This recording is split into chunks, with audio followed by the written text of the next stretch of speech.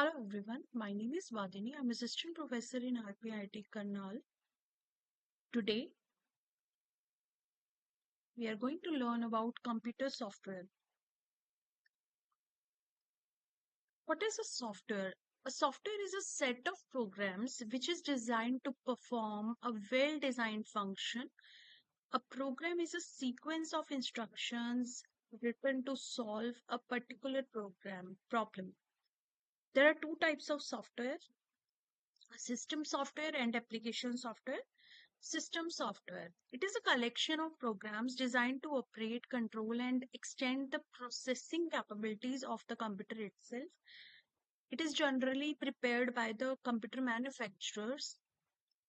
These software products comprise of programs written in low-level languages which interact with the hardware as at a very basic level.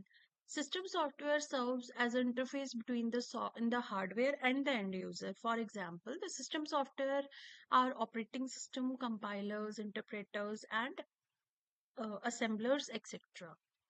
So here is the list of some of the most prominent features of the system software: close to the system, fast in speed, difficult to design, difficult to understand, less interactive, smaller in size, difficult to manipulate, generally written in low-level languages.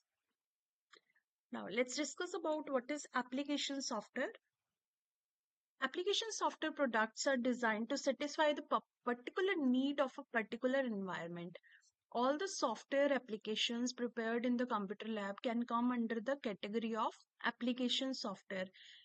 It may consist of a single program such as Microsoft's Notepad for writing and editing in a simple text.